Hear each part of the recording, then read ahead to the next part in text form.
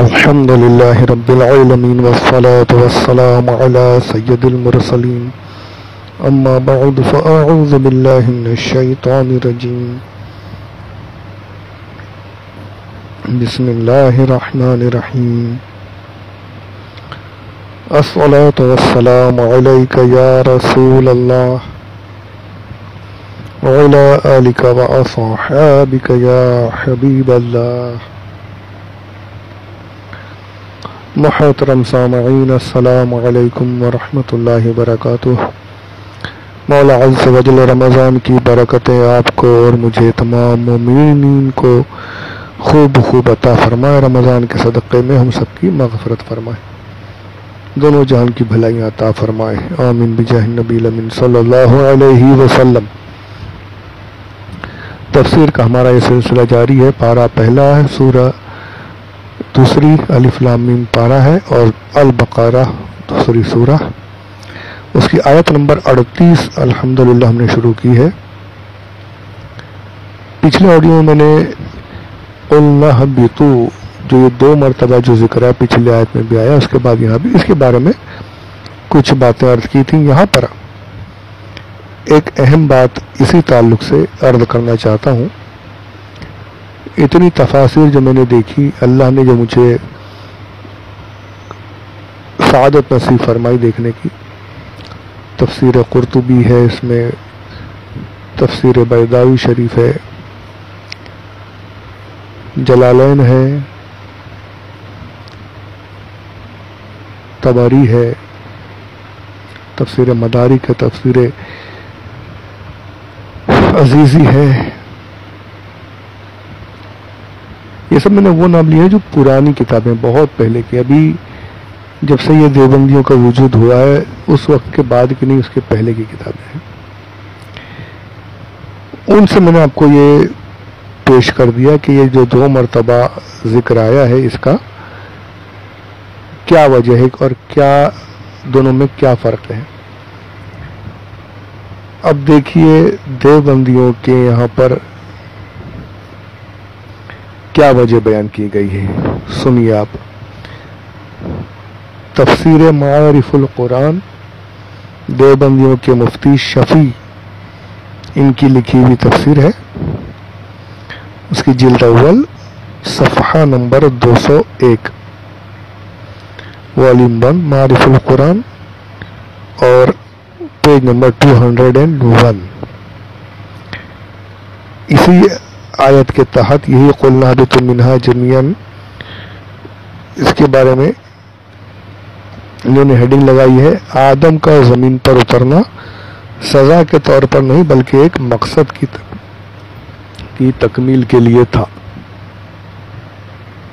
اچھا، آدم کے بعد انہوں نے صرف وہ آدھا عین جو یہ لوگ لکھتے ہیں یہ لگا دیا۔ یہ کیسی محرومی ہے کہ علیہ السلام اور درود پاک کو بھی یہ لوگ بالکل اس طریقے سے لکھتے ہیں جو صحیح نہیں ہے، منع کیا گیا اس سے، پر ان کو ادب کرنا ہے نہیں۔ حضرت آدم بھی نہیں، صرف آدم کا زمین پر، خیر چلیے، تو ان کے نصیب میں ادب ہے نہیں، با ادب با نصیب۔ ابھی تو آگے سنیا اور انہوں نے کیا لکھا ہے، یہی لکھتے ہیں پھر قُلْنَا اهْبِطُوا مِنْهَا جَمِيعًا، جنت سے زمین پر اترنے کا حکم اس سے پہلی آیت میں آ چکا ہے۔ اس جگہ پر پھر اس کو مقرر لانے میں غالباً حکمت یہ ہے کہ پہلی آیت میں زمین پر اتارنے کا ذکر بطور عتاب اور سزا کے آیا تھا۔ پوری جو ہے عبارت سن لیجئے گا، اس کے بعد اس پر تبصرہ کرتے ہیں۔ اسی لیے اس کے ساتھ انسانوں کی اس پہلے حکم کے ساتھ انسانوں کی باہمی عداوت کا بھی ذکر کیا گیا، اور یہاں دوسری مرتبہ جو آیا تو لکھتے ہیں یہاں زمین پر اتارنے کا ذکر ایک خاص مقصد خلافت الہیہ کی تکمیل کے لیے اعزاز کے ساتھ ہے، اسی لیے اس کے ساتھ ہدایت بھیجنے کا ذکر ہے جو خلافت الہیہ کی فرائض منصبی میں سے ہے۔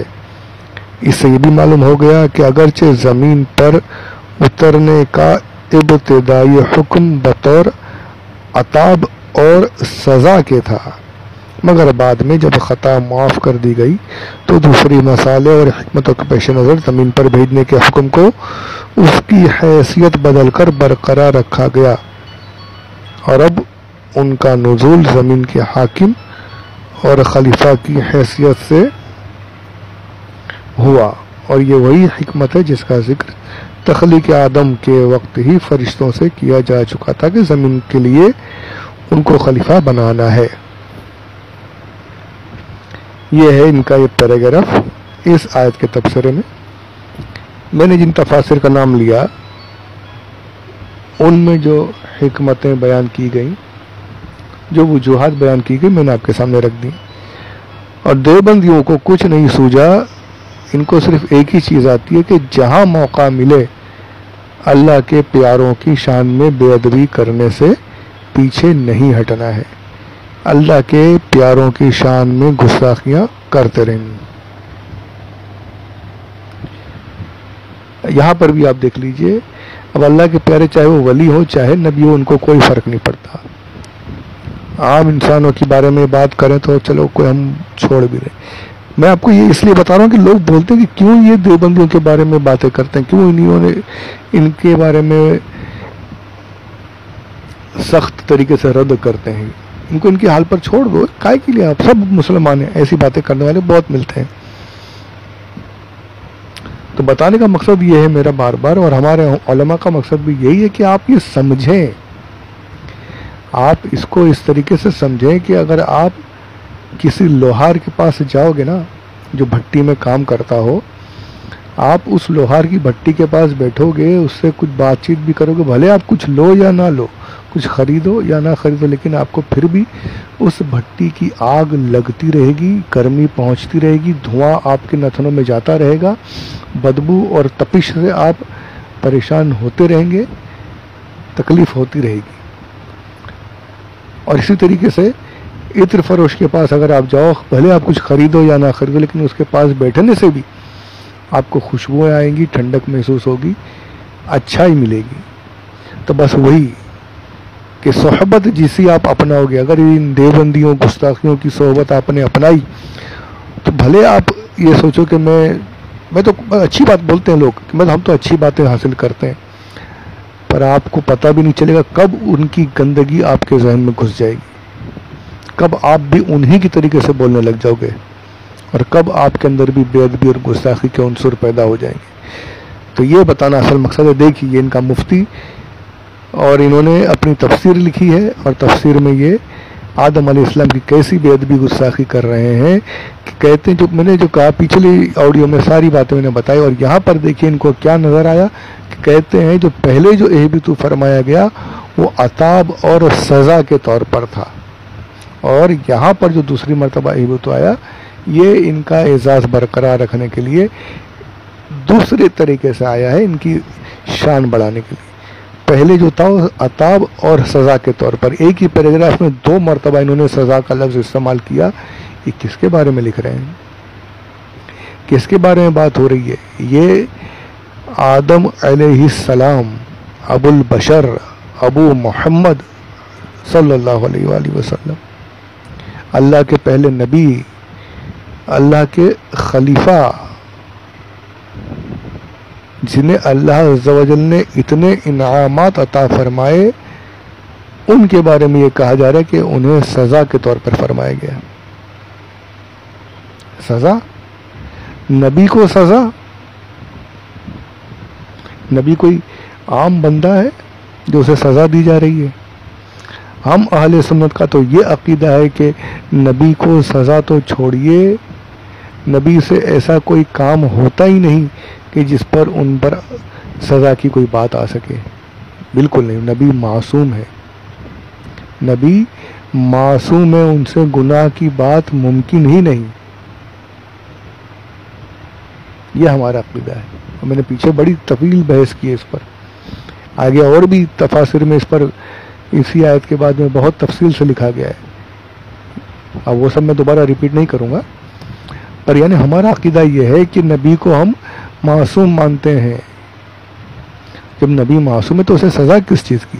اور آدم علیہ السلام سے جو یہاں خطا ہوئی یہ لغزش ہے، اس کے بارے میں تفصیل سے میں نے بات کی پیچھے، یہ میں نے اپنے من سے نہیں، تفاسیر میں یہ لکھا ہے، پرانی تفاسیر جو اس میں یہ ساری چیزیں لکھی. یہ سب چھوڑ کر، علمی باتیں چھوڑ کر، ادب و احترام کی باتیں چھوڑ کر کیا کہا جا رہا ہے کہ نبی کو سزا کے طور پر فرمایا گیا. پہلے جب نبی کو ہی سزا مل گئی تو امتی کہاں سے بچے؟ ارے نبی تو وہ ذات ہے کہ جن کے صدقے میں ان کی امتیں بچیں گی. نبی تو وہ ہستی ہوتی ہے کہ ان کی شفاعت سے امت کے گناہ گاروں کی سزائیں معاف ہوں گی. ہمارا تو الحمدللہ یہ عقیدہ کہ ہمارے آقا صلی اللہ علیہ وآلہ وسلم کی شفاعت کی بنا پر ہی ہم جنت میں داخل ہوں گے، اللہ کی رحمت سے یا حضور کی شفاعت سے. ہمارا اپنا تو کوئی عمل ہے ہی نہیں اس لائق کہ ہم جنت میں داخل ہو سکیں. اللہ کرم فرمائے گا، رحم فرمائے گا، اور حضور شفاعت کریں گے، وہی ہمارے لیے جنت میں جانے کا ذریعہ بنے گا. سرکار کے صدقے میں تو ہماری سزائیں معاف ہوں گی. انبیاء کی ذات تو وہ ذات ہوتی ہے کہ ان کے صدقے میں امتیوں کی سزائیں معاف ہو جائیں گی. ہم نبی کے بارے میں کہا جا رہا ہے، لکھا جا رہا ہے کہ ان کو سزا کے طور پر فرمائے کہ زمین پر اتر جاؤ. سزا کے طور پر کیسے فرمایا جاتا ہے؟ اسے عزت کے ساتھ کہ سزا دینے کے وقت میں نکالو اس کو باہر یہاں سے. ایسے کہا گیا تھا آدم علیہ السلام کے بارے میں کہ نکل جنت سے، ایسے کہا گیا تھا؟ معاذ اللہ رب العالمین. نبی کے بارے میں بات ہو رہی ہے، کوئی عام چلتے پھرتے انسان کے بارے میں بات نہیں ہو رہی ہے. یہ لکھ دیا اٹھا کر کے. تو بتانے کا مقصد یہ ہے کہ دیوبندیت میں چاہے آپ کچھ اور سیکھو یا نہ سیکھو، بے ادبی ضرور سیکھو گے. یہ لکھ کر لے لیجیے، جتنے بے دیوبندی ہیں وہابی اور کچھ ہو یا نہ ہو، بے ادب ضرور بنیں گے. جتنے بدعقیدہ فرقے ہیں ان کے اندر بے ادبی کوٹ کوٹ کر بھر جاتی ہے. جتنی جو سخت ہو جاتے ہیں نا، ایک دم کٹر بے ادبی. تو یہ مقصد ہے ہمارا کہ آپ کو ان سے روکنا ہے کہ آپ کہیں ان میں شامل نہ ہو جا، آپ کے اندر بے ادبی نہ بھر جائے.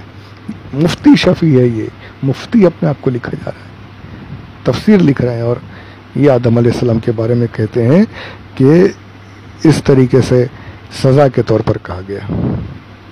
معاذ اللہ رب العالمین، 100 بار معاذ اللہ، اللہ کی پناہ، اللہ کی پناہ.